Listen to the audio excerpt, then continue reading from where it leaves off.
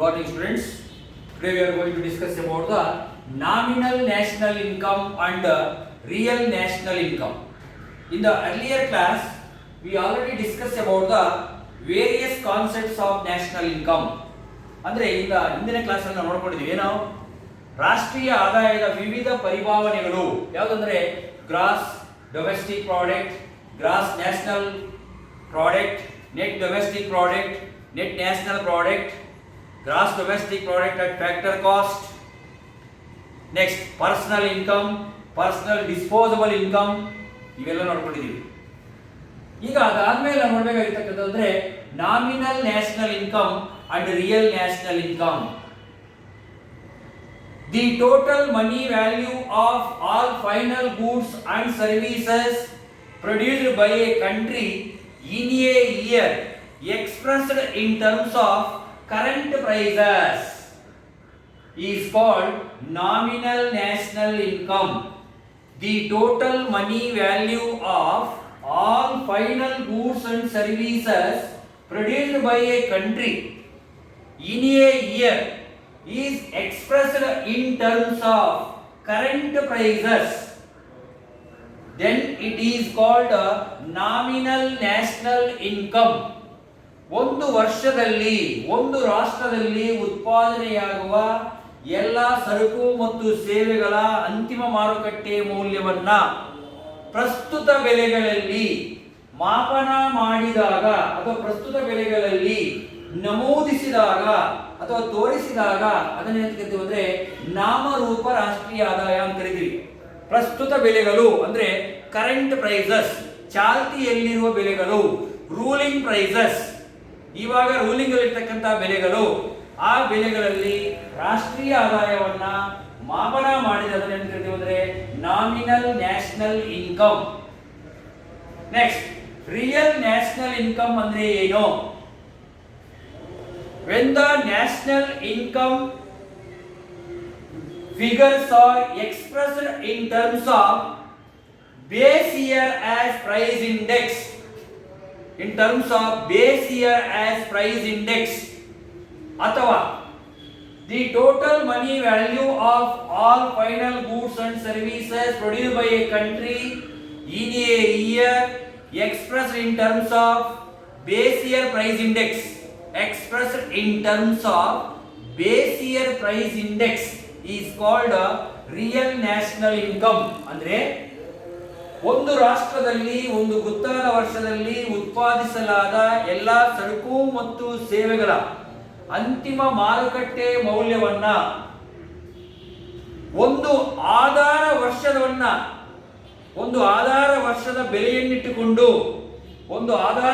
ಬೆಲೆಯನ್ನಿಟ್ಟುಕೊಂಡು ಮಾಪನ ಮಾಡಿದರೆ ಅದನ್ನ ಏನು ಕರಿತೀವಿ ಅಂದ್ರೆ ರಿಯಲ್ ನ್ಯಾಷನಲ್ ಇನ್ಕಮ್ ಅಂತ ಕರಿತೀವಿ. ಒಂದು ಆಧಾರ ವರ್ಷದ ಬೆಲೆಯನ್ನಿಟ್ಟುಕೊಂಡು ಅಂದ್ರೆ ಏನರ್ಥ? ಇವಾಗ 2020 ರಾಷ್ಟ್ರೀಯ ಆದಾಯವನ್ನ 2019 ಆಧಾರವಾಗಿ 19 ಬೆಲೆಗಳನ್ನು ಆಧಾರವಾಗಿ ಇಟ್ಟುಕೊಂಡು ಮಾಪನ ಮಾಡೋದು. 2020 ನಮ್ಮ ದೇಶದ ಆದಾಯವನ್ನ ಯಾವ ತರ ಮಾಪನ ಮಾಡೋದಂದ್ರೆ 2019 ಇರ್ತಕ್ಕಂಥ ಬೆಲೆಗಳನ್ನ ಗಣನೆಗೆ ತೆಗೆದುಕೊಂಡು ರಾಷ್ಟ್ರೀಯ ಆದಾಯವನ್ನು ಮಾಪನ ಮಾಡಿದ್ರೆ ಅದನ್ನ ಏನು ಕರಿತೀವಿ ಅಂದ್ರೆ ರಿಯಲ್ ನ್ಯಾಷನಲ್ ಇನ್ಕಮ್ ಅಂತ ಕರಿತೀವಿ. ಹಾಗಾದ್ರೆ ಏನ್ ಸರ್ ಇದು? 2020 ಬೆಲೆಗಳು ಜಾಸ್ತಿ ಆಗಿರ್ತದಲ್ವಾ, 2019 ಬೆಲೆ ಕಡಿಮೆ ಆಗಿರ್ತದಲ್ವಾ, ಅಥವಾ 2019 ಬೆಲೆ ಜಾಸ್ತಿ ಆಗಿರ್ತಲ್ವಾ, 2020 ಬೆಲೆ ಕಡಿಮೆ ಆಗಿರ್ತಲ್ವಾ? ಹಾಗಾದ್ರೆ ರಿಯಲ್ ಹೆಂಗಾಗುತ್ತೆ? ಇದು ಡೂಪ್ಲಿಕೇಟ್ ಆಗುತ್ತೆ ಅಂತ ನೀವು ಕೇಳ್ಬೋದು. ಯಾಕಂದ್ರೆ 2020ಯಲ್ಲಿ ಬೆಲೆಗಳು ಫ್ಲಕ್ಚುಯೇಷನ್ ಇರ್ತವೆ. ರನ್ನಿಂಗ್ ಅಲ್ಲಿ ನಾವು ಯಾವುದೇ ಬೆಲೆಯನ್ನ ನಾವು ತೆಗೆದುಕೊಳ್ಳಕ್ಕಾಗೋದಿಲ್ಲ. ಒಂದು ಫೈನಾನ್ಸಿಯಲ್ ಇಯರ್ ಅಲ್ಲಿ ಕೌಂಟ್ ತಗೊಂಡು ಅದರಲ್ಲಿ ಆವರೇಜ್ ಫ್ಲಕ್ಚುಯೇಷನ್ ಅನ್ನ ಮಾಡಿ ಆ ಬೆಲೆಗಳನ್ನು ನಾವು ಗಣನೆಗೆ ತೆಗೆದುಕೊಳ್ತೀವಿ. ಅದರಿಂದ ಅದು ಮಾತ್ರ ರಿಯಲ್ ನ್ಯಾಷನಲ್ ಇನ್ಕಮ್ ಆಗುತ್ತೆ. 2020 ಮಾಡೋಕ್ಕಾಗಲ್ಲ, ಯಾಕಂದ್ರೆ ಆವಾಗ ಇನ್ನೂ ರನ್ನಿಂಗ್ ಅಲ್ಲಿ ಇರ್ತದೆ ಆ ಇಯರ್. ಅದರಿಂದ ಅದನ್ನ ನಾವು ಮಾಡೋಕ್ಕಾಗೋದಿಲ್ಲ. ಅದರಿಂದ ಅದನ್ನ ರಿಯಲ್ ನ್ಯಾಷನಲ್ ಇನ್ಕಮ್ ಅನ್ನೋದಿಲ್ಲ. ಕರೆಂಟ್ ಪ್ರೈಸಸ್ ಅಲ್ಲಿ ಮಾಡೋದು ನಾಮರೂಪ, ಒಂದು ಸುಮ್ಮನೆ ನಾಮಕಾವಸ್ಥೆ ಮಾಡ್ತಕ್ಕಂಥದ್ದು. ರಿಯಲ್ ಆಗಿ ಮಾಡಬೇಕಂದ್ರೆ ಬೇಸ್ ಇಯರ್ ಪ್ರೈಸ್ ಅಂತ ತಗೋಬೇಕು. Base year price as a index ಅಂತ. When national income is measured on the basis of base year price index, base year price index, that is called real national income. Nominal national income cannot give the clear picture of income of a country. Clear picture of the income of a country. Real national income measurement gives the complete picture of national income of the country. ಇದು ದೇಶದ ಸಂಪೂರ್ಣ ರಾಷ್ಟ್ರೀಯ ವರಮಾನದ ಚಿತ್ರಣವನ್ನು ಇದು ಕೊಡುವುದಿಲ್ಲ. ಯಾವುದು? Nominal national income. ಆದರೆ real national income, the real national income gives complete national income picture of the country. ರಾಷ್ಟ್ರೀಯ ಆದಾಯ ಚಿತ್ರಣವನ್ನೇ ಕೊಡುತ್ತದೆ, ಕಂಪ್ಲೀಟ್ ಚಿತ್ರಣವನ್ನು ಕೊಡುತ್ತದೆ. ಯಾವುದಂದ್ರೆ ರಿಯಲ್ ನ್ಯಾಷನಲ್ ಇನ್ಕಮ್. ಇದು ನಾಮಿನಲ್ ನ್ಯಾಷನಲ್ ಇನ್ಕಮ್ ಮತ್ತು ರಿಯಲ್ ನ್ಯಾಷನಲ್ ಇನ್ಕಮ್. ನೆಕ್ಸ್ಟ್ ನಮ್ಗಿರ್ತಕ್ಕಂಥದ್ದು write a note on final goods. Write a note on final goods.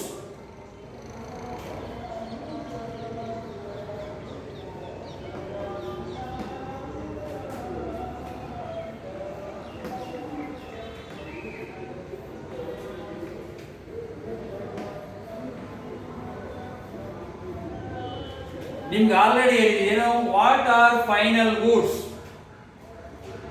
Those goods which do not further, those goods which cannot be used in further transmission of production, or the goods which are purchased for final use. The goods which are purchased for final use are called final goods. ಅಥವಾ the goods which cannot transmission, the goods which cannot be transmission in further stages of production. ಅಂದ್ರೆ ಮತ್ತೊಂದು ವಸ್ತುವಿನ ಉತ್ಪಾದನೆಯಲ್ಲಿ ಅಥವಾ ಮತ್ತೊಂದು ಉತ್ಪಾದನಾ ಪ್ರಕ್ರಿಯೆಯಲ್ಲಿ ಹಾದು ಹೋಗದೇ ಇರತಕ್ಕಂಥ cannot passes on further stages of production, ಮತ್ತೆ ಮತ್ತೆ ಉತ್ಪಾದನೆಯಲ್ಲಿ ಹಾದು ಹೋಗದೇ ಇರತಕ್ಕಂಥ ಸರಕುಗಳನ್ನು ಏನು ಕರಿತೀವಿ ಅಂದ್ರೆ ಫೈನಲ್ ಗೂಡ್ಸ್ ಕರಿತೀವಿ. Those goods which can be purchased for final use, these goods cannot be passed any more stages in production process. Example, television, refrigerator, car. Television, refrigerator, car, sugar ಯಾಕೆ ಪಾಸ್ ಆಗಲ್ಲ? ಆಗುತ್ತೆ, ಅದನ್ನ ಹೇಳ್ತೀನಿ. ಇವೆಲ್ಲ ಕೂಡ ಏನಂದ್ರೆ final goods. while computing the national income, only final goods and services, the market value of only final goods and services are to be added in the national income measurement. While computing the national income, only market value of final goods and services to be added, because the final goods are included by raw materials and intermediate goods. The final goods are included by the raw materials and intermediate goods. ಅಂದ್ರೆ ರಾಷ್ಟ್ರೀಯ ಆದಾಯವನ್ನು ನಾವು ಮಾಪನ ಮಾಡುವಾಗ ಅಂತಿಮ ಸರಕುಗಳನ್ನ, ಮಾರುಕಟ್ಟೆ ಬೆಲೆಯ ಅಂತಿಮ ಸರಕುಗಳನ್ನು ಮಾತ್ರ ನಾವು ಗಣನೆಗೆ ತಗೊಳ್ತೀವಿ. ಯಾಕಂದ್ರೆ ಇದರಲ್ಲಿ ರಾ ಮೆಟೀರಿಯಲ್ಸ್ ಅಂದ್ರೆ ಕಚ್ಚಾ ವಸ್ತುಗಳು ಸೇರಿಕೊಂಡಿರ್ತದೆ, ಇಂಟರ್ಮೀಡಿಯೇಟ್ ಗೂಡ್ಸ್ ಮಧ್ಯವರ್ತಿ ಸರಕುಗಳು ಸೇರಿಕೊಂಡಿರ್ತದೆ. If we can calculate raw materials and intermediate goods separately, then there will be a error or there will be a double counting of national income is arises. It is not correct.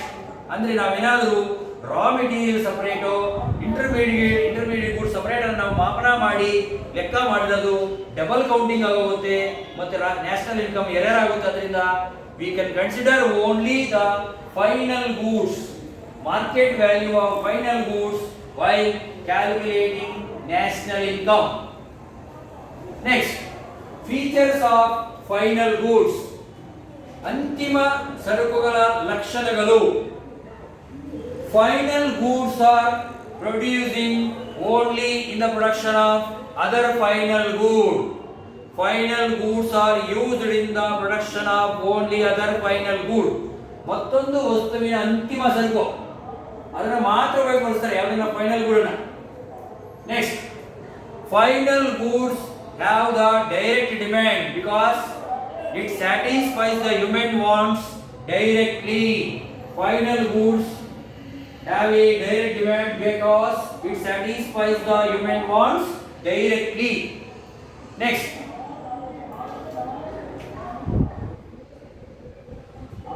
the final goods cannot be revalued because it is already valued. ಅಂದ್ರೆ final goods ಅನ್ನ ಮತ್ತೆ revalue ಮಾಡಬೇಕಲ್ಲ, because it is already valued at the stage of final production. Next, final goods passes the boundary of production. Final goods passes the boundary of production.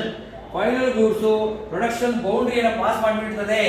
It cannot be return again ಅಂತಿದ್ದು return ಬರೋದಿಲ್ಲ ಯಾವಂದ್ರೆ final good. For example, if a milk, for example, milk as a intermediate good. Milk is the intermediate good when it is sold by a dairy for resale. But the milk is a final good when it is purchased, when it is produced in the household. ಅಂದ್ರೆ ಏನು, ಹಾಲು ಅನ್ನೋದು intermediate good ಆಗುತ್ತೆ ಯಾವಾಗ ಡೈರಿಯಲ್ಲಿ sale ಮಾಡಿದಾಗ. ಅದೇ ಹಾಲು ಅನ್ನೋದು ಮನೆಯಲ್ಲಿ ಫೈನಲ್ ಗುಡ್ ಆಗುತ್ತೆ. ಅದೇ ರೀತಿಯಾಗಿ ಶುಗರ್ ಕೂಡ ಅಷ್ಟೇ. If the bakery person purchase the sugar for making a sweets, it is A intermediate good, but the same sugar is purchased by the consumer, it is considered as a final good. It is considered as a final good. So there is a different kinds of final goods. Next, final goods are used as final consumption or investment. Final consumption or investment. Final goods ಅನ್ನ final consumption ಅಲ್ಲಿ ಉಪಯೋಗಿಸಬಹುದು ಅಥವಾ final investment ಮುಖಾಂತರ use ಮಾಡಬಹುದು. ಯಾವುದಂದ್ರೆ final goods ಅನ್ನ. Final goods are used in both national income and domestic income. Final goods are considered both in calculation of national income and domestic income. ಏನು ಅಂತಿಮ ಸರಕುಗಳನ್ನ ರಾಷ್ಟ್ರೀಯ ಆದಾಯದ ಮಾಪನದಲ್ಲಿ ಬಳಸಲಾಗುತ್ತದೆ ಮತ್ತು ದೇಶೀಯ ವರಮಾನದ ಮಾಪನದಲ್ಲೂ ಕೂಡ ಬಳಸಲಾಗುತ್ತದೆ. ಯಾವುದಂದ್ರೆ ಫೈನಲ್ ಗೂಡ್ಸ್. ಇವು ಫೈನಲ್ ಗೂಡ್ಸ್ ನ ಲಕ್ಷಣಗಳು ಏನು? ಒಂದನೇ ಲಕ್ಷಣ ಅಂದ್ರೆ final goods are used in the production of other final good. Final goods are used in the measurement of both national income and domestic income.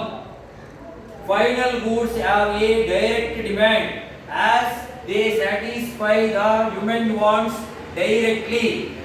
Final goods passes the boundaries of production. Final goods pass out the boundaries of the production.